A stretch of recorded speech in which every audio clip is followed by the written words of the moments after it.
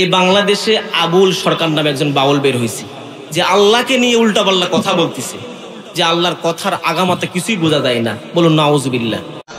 আল্লাহর কথার কোনো গোয়া মাথা আমি কিছুই পাই না। আল্লাহ যে কইল প্রথম সৃষ্টি আমার এশক, প্রথম সৃষ্টি আবার কয় আমার আরশ, প্রথম সৃষ্টি আবার কয় নূর, প্রথম সৃষ্টি আবার কয় রূপ। আল্লাহ এক মুখে যে এত কথা কয়, আল্লাহর মুখ কয়টা? এক মুখে যে দুই কথা কয়, হ্যাঁ মুখ কয় না হুক কয়? কোরআনুল কারীমের মধ্যে আল্লাহ স্পষ্ট করে সবকিছুর ব্যাখ্যা বিশ্লেষণ দিয়ে দিয়েছেন। এদিকে কোনো সন্দেহ আছে? নাই। যারা আজকে আল্লাহকে নিয়ে কটূক্তি করে, রসুলকে নিয়ে কটূক্তি করে, এই বাংলার জমিনে যারা আল্লাহকে নিয়ে কথা বলবে তাদের অবস্থান এই বাংলার জমিনে হবে না। কোন মুসলমানের গায়ে এক ফোঁটা রক্ত থাকা পর্যন্ত আল্লাহকে নিয়ে অবমাননাকারীকে এই বাংলার জমিনে কোনোভাবে ঠাঁই দেওয়া যাবে না। আলহামদুলিল্লাহ আলহামদুলিল্লাহ নাহমাদুহু ওয়া নাস্তাঈনুহু ওয়া নাস্তাগফিরুহু ওয়া নাউযু বিল্লাহি মিন শুরুরি আনফুসিনা ওয়া মিন সাইয়্যাতি আ'মালিনা। من يهده الله فلا مضل له ومن يضلله فلا هادي له ونشهد أن لا إله إلا الله وحده لا شريك له ونشهد أن سيدنا وسندنا وحبيبنا وطبيبنا وطبيب قلوبنا ومولانا محمدا عبده ورسوله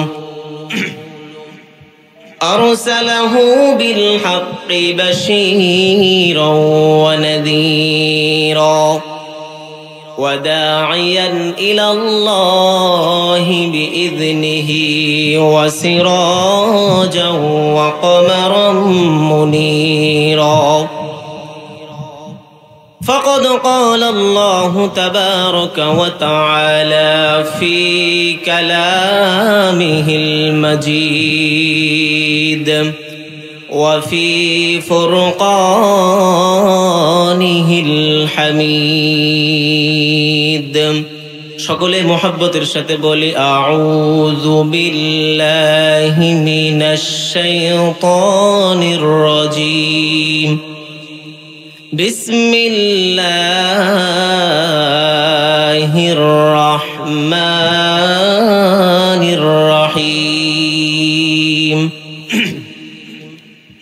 ইন্নামাল মুমিনুনা আল্লাযীনা ইযা যুকিরাল্লাহু ওয়াজিলাত কুলুবুহুম وَإِذَا تُلِيَتْ عَلَيْهِمْ آيَاتُهُ زَادَتْهُمْ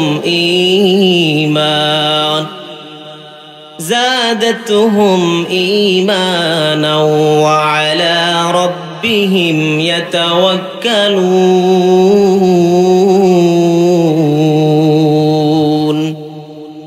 صدقت يا رب العالمين.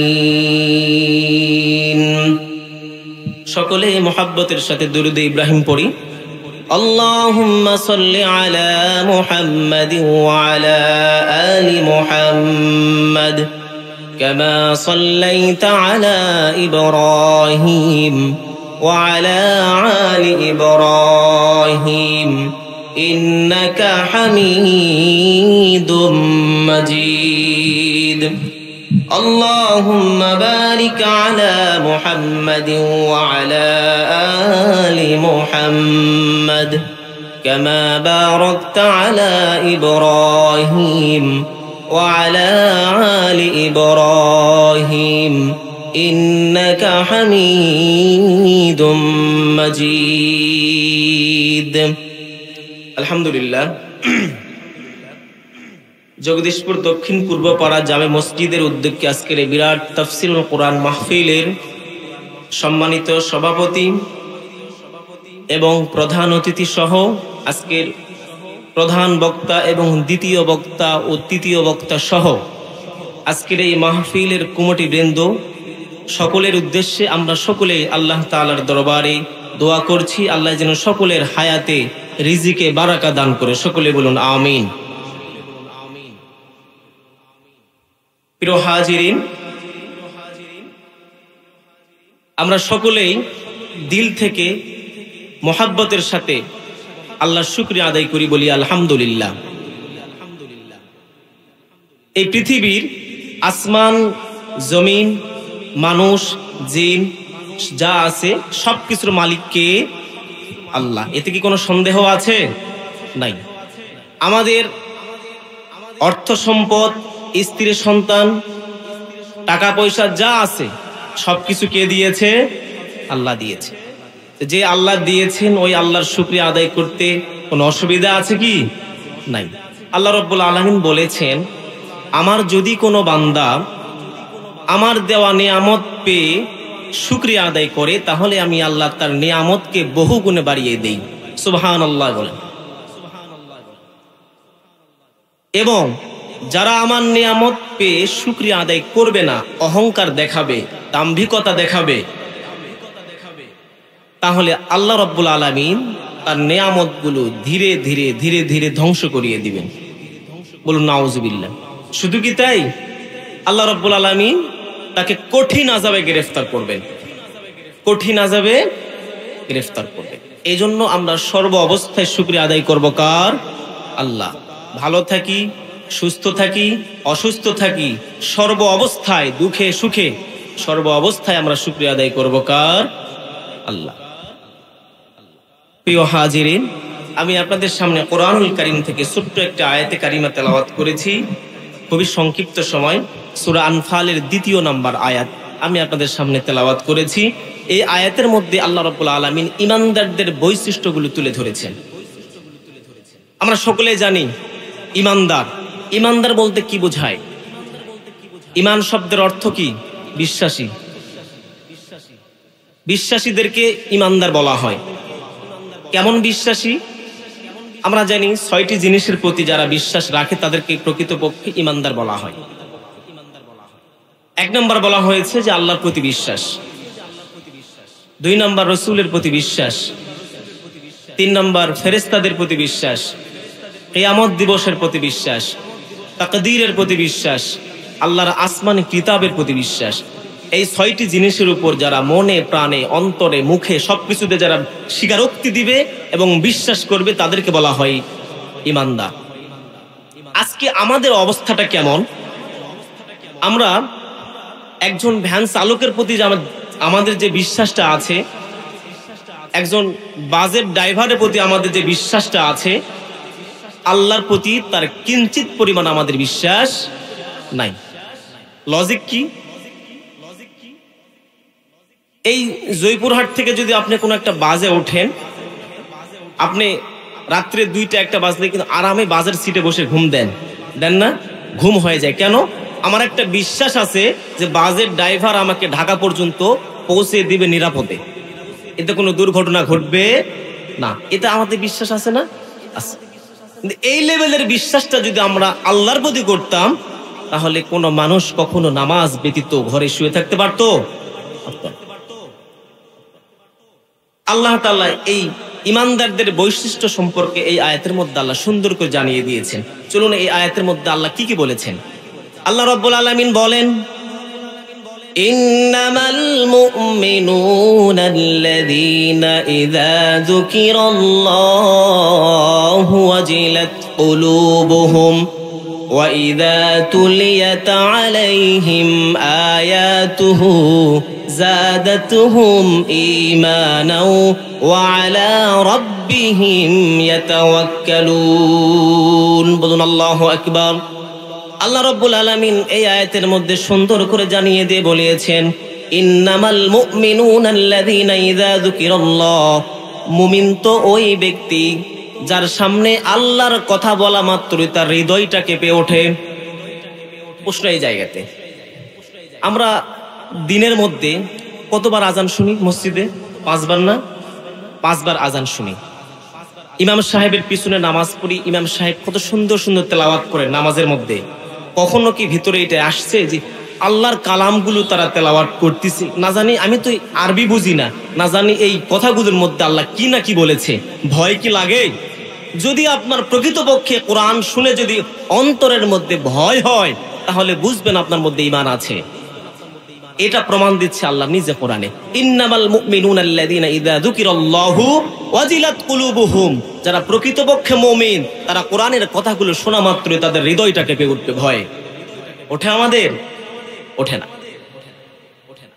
ওয়াজিলাত কুলুবুহুম ওয়া ইযা তুলিয়াত আলাইহিম আয়াতুহু যাদাতুহুম ঈমান।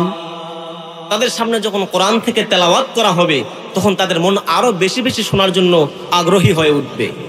আজকে যদি মসজিদে ইমাম সাহেব একটু লম্বা সূরা ধরে, তাহলে পিছন থেকে আমরা বিভিন্ন রকমের কাশির ইঙ্গিত দেই, শব্দ ইঙ্গিত দেই যে হুজুর আজকে সূরাটা একটু লম্বা হয়ে গিয়েছে, আপনি একটু খাটো করেন, বলি না আমরা? কেন? কারণ আমাদের কোরআন শোনার চাইতে দুনিয়াবি কাজ আমাদের কাছে বেশি গুরুত্বপূর্ণ, ঠিক না বেঠিক? এই জন্য আমরা ইমাম সাহেবের কোরআন তেলাওয়াতকে শুনে আমাদের অন্তরের মধ্যে ভালো লাগার চাইতে বিরক্তি কাজ বেশি করে না?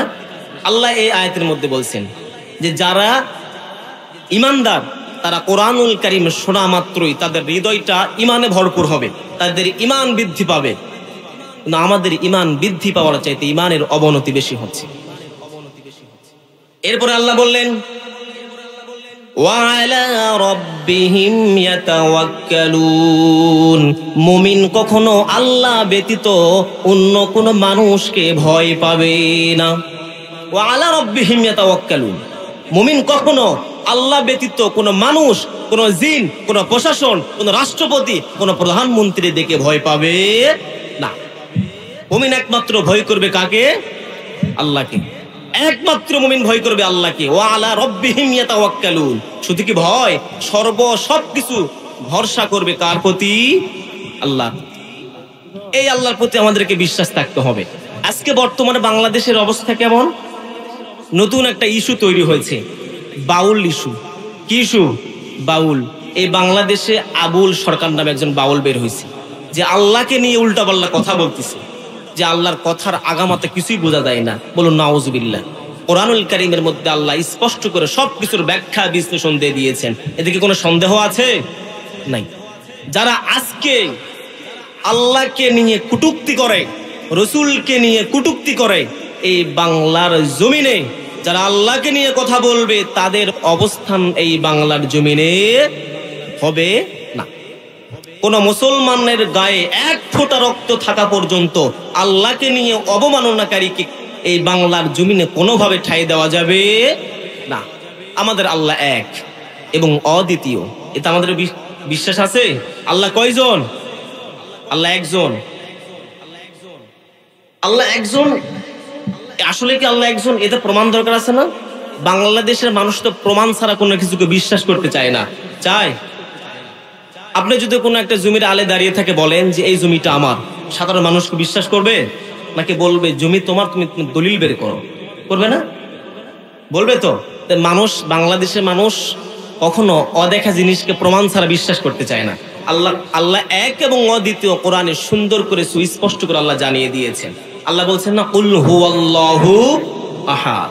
আল্লাহ এক এবং অদ্বিতীয়, এতে কোনো সন্দেহ নেই।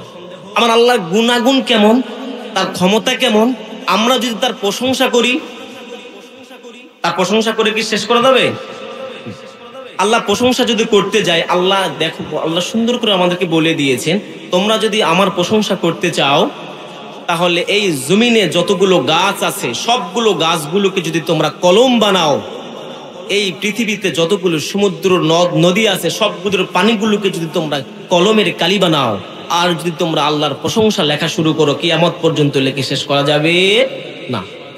প্রমাণ আল্লাহ কোরআনে আমাদেরকে জানিয়ে দিয়েছেন। সূরা লোকমানের 27 নম্বর আয়াতে আল্লাহ এই কথা জানিয়ে দিয়েছেন। আল্লাহ বললেন, ولو أن ما في الأرض من شجرة أقلام والبحر يمد من بعده 7 أبحر ما نفدت كلمة الله إن الله عزيز حكيم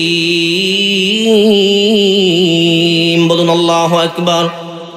আমার আল্লাহ রব্বুল আলামিন এই আয়াতের মধ্যে সুন্দর করে জানিয়ে দিয়েছেন পৃথিবীর মধ্যে যতগুলো গাছ আছে সকল গাছগুলোকে যদি তোমরা কলমে পরিণত করো, আর পৃথিবীতে যতগুলো সমুদ্র আছে, নদ নদী আছে, সবগুলোর পানিগুলোকে যদি তোমরা কালি বানাও, আর সেই কালি দিয়ে যদি তোমরা একবার লেখা শুরু করো, কিয়ামত পর্যন্ত রব্বুল আলামিনের প্রশংসা লিখে শেষ করা যাবে না। এতে কোনো সন্দেহ আছে? আল্লাহ বিরাট, আল্লাহ অত্যন্ত পরাক্রমশালী, আল্লাহ অমুখাপেক্ষী। সবাই আল্লাহর কাছে চায়, কিন্তু আল্লাহ কারো কাছে চায় না। ইমানের স্তম্ভ 6টি বলেছি। 1 নম্বর আল্লাহর প্রতি বিশ্বাস। কি লেভেলের বিশ্বাস করা উচিত? বাসের ড্রাইভারের মতো না তার চাইতে বেশি? ভ্যান চালকের মতো না তার চাইতে বেশি? তার চাইতে আমাদেরকে আল্লাহর প্রতি বিশ্বাস রাখা দরকার। এরপরে ফেরেশতাদের প্রতি বিশ্বাস রাখা দরকার আমাদের। ফেরেশতা আল্লাহর বাহিনী। প্রতিটা রাষ্ট্রে একটা একটা বাহিনী থাকে না? আইন শৃঙ্খলা বাহিনী, পুলিশ আছে, সেনাবাহিনী আছে, আরো অন্যান্য কত বাহিনী আছে। তো ফেরেশতা হচ্ছে আল্লাহর বাহিনী। ফেরেশতা কি? আল্লাহর বাহিনী। এনারা ফেরেশতা অতি দ্রুত চলতে পারে। ফেরেশতা অতি দ্রুত চলতে পারে।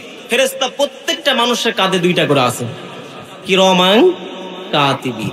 কিরামান কাতিবিন, সম্মানিত লেখক বৃন্দু। প্রত্যেকটা মানুষের 2 কাঁধ আল্লাহ সেট করে দিয়েছেন। ভালো এবং মন্দ 2টাই তারা লিপিবদ্ধ করে রাখতেছে। প্রমাণস্বরূপ ফেরেশতা অত্যন্ত দ্রুতগামী।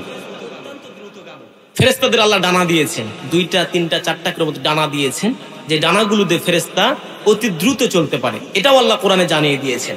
আল্লাহ রাব্বুল আলামিন সূরা ফাতিরের 1 নম্বর আয়াতে জানিয়ে দিয়েছেন ফেরেশতা সম্পর্কে।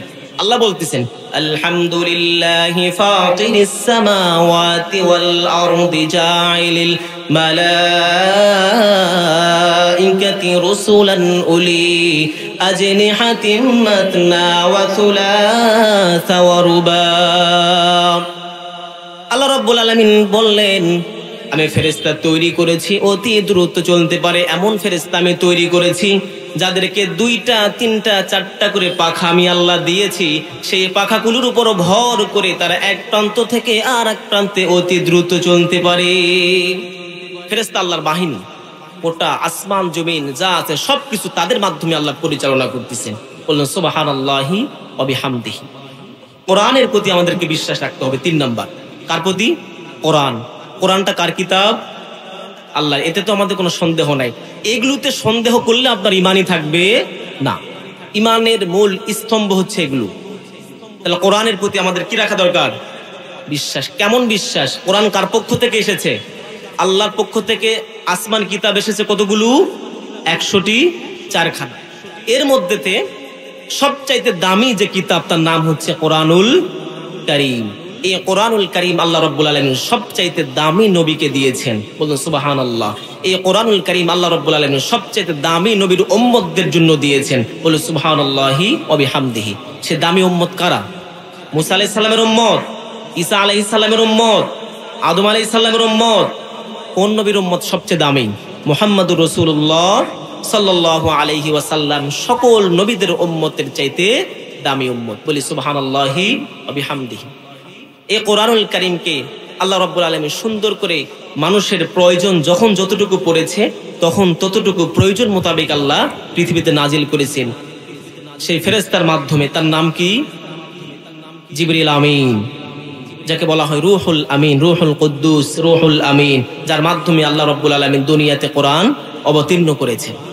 এই কোরআন আল্লাহ রাব্বুল আলামিন সংরক্ষিত করে রেখেছেন লাউহে মাহফুজে। এটাও আল্লাহ সুন্দর করে জানিয়ে দিয়েছেন। কোরআন সাধারণ কোনো কিতাব নয়, এই কোরআন অতিবই সম্মানিত একটা কিতাব। আল্লাহ সেটা কোরআনে নাজিল করে জানিয়ে দিয়েছেন। আল্লাহ বললেন, ইন্নাহু লাকুরআনুন কারীম এই কোরআন অতীব সম্মানিত একটা কিতাব, অত্যন্ত সম্মানের একটা কিতাব। এই কোরআনের মধ্যে কোনো ভুল আছে? কোনো ভুল নাই। আল্লাহ বললেন যালিকাল কিতাবু লা রাইবা ফীহ, এই কিতাবের মধ্যে কোনো রকমের ভুল ভ্রান্তি কেউ বের করতে পারবে, এতে কোনো সন্দেহ নাই। শুধু কি দুনিয়ার মধ্যে কোরআন আছে? এই দুনিয়াতে কোরআন পুরে দিলে কি কোরআন শেষ হয়ে যাবে? কোরআন কোথায় আছে? সংরক্ষিত আছে। আল্লাহ রাব্বুল আলামিন এটাও বলেছেন ফি কিতাবিম মাকনুন, এই সম্মানিত কিতাবকে আমি আল্লাহ সংরক্ষিত করে রেখেছি। সুবহানাল্লাহ, আল্লাহ সংরক্ষিত করে রেখেছেন। কোথায় সংরক্ষিত আছে? আল্লাহ এটাও কোরআনে জানিয়ে দিয়েছেন ফি লাউহিম মাহফুজ, এই দামি সম্মানিত কিতাবকে আমি আল্লাহ লাউহে মাহফুজে সংরক্ষিত করে রেখেছি। সুবহানাল্লাহ, অত্যন্ত দামি কিতাব। মানুষের জীবন ব্যবস্থা, রাষ্ট্র ব্যবস্থা, পারিবারিক ব্যবস্থা, সমাজ ব্যবস্থা সব কিছু আল্লাহ কোরআনে দিয়ে দিয়েছেন। বলি সুবহানাল্লাহ। কোথাও যেতে হবে না মুসলমানকে। এই কোরআনকে বাদ দিয়ে আজকে বাংলাদেশের মুসলমান পশ্চিমা কালচার বিশ্বাসী, সব মানতে রাজি আছে, কোরআন দিয়ে নামাজ পড়তে রাজি আছে, কোরআন দিয়ে হজ করতে রাজি আছে, কোরআন দিয়ে যাকাত দিতে রাজি আছে, কোরআন দিয়ে দান সদকা করতে রাজি আছে, সবকিছু রাজি আছে। কিন্তু রাষ্ট্র, সমাজ, পরিবার এই সব কিছু কোরআন দিয়ে মানুষ, এইরকম মুসলমান বাংলাদেশে খুবই কম আছে, খুবই কম আছে। তারা শুধু মনে করে কোরআন দিয়ে নামাজ পড়া, মানুষ মারা গেলে শুধু কোরআন ব্যবহার হয়। কিন্তু কোরআনের মধ্যে আল্লাহ রাব্বুল আলামিন সবকিছুকে লিপিবদ্ধ করে দিয়েছেন। বলুন সুবহানাল্লাহি ওয়া বিহামদিহি।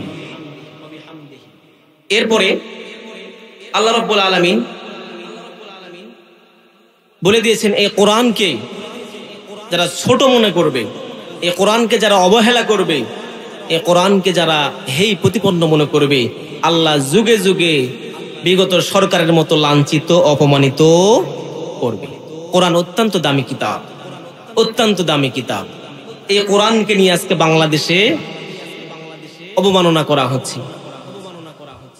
বাউল শিল্পী নামে কিছু ভণ্ড বের হয়েছে, তারা এই কোরআনের আয়াতগুলোকে অপব্যাখ্যা করে করে তারা মানুষের মাঝে ছড়িয়ে দিচ্ছে। বলতেছে কি কুল আউযু বিরাব্বিন নাস। নাস মানে নাচানাচি, নাচ মানে কি নাচানাচি, অথচ নাচ মানে কি নাচানাচি। তারা কোরআনের আয়াতগুলোকে অপব্যাখ্যা করে মানুষের কাছে পৌঁছায় দিচ্ছে। সাবধান, আমাদের সামনে যদি কোরআন নিয়েও কেউ অবমাননা করে, রসুলকে নিয়ে যদি কেউ অবমাননা করে, আল্লাহকে নিয়ে যদি কেউ অবমাননা করে, ধর্মপ্রাণ মুসলমানের গায়ে এক ফোঁটা তাজা রক্ত থাকা অবস্থায় তারা কখনো পার পাবে না। হাজিরিন, চতুর্থ নাম্বার রসুলদের প্রতি বিশ্বাস। রসুলদের প্রতি বিশ্বাস।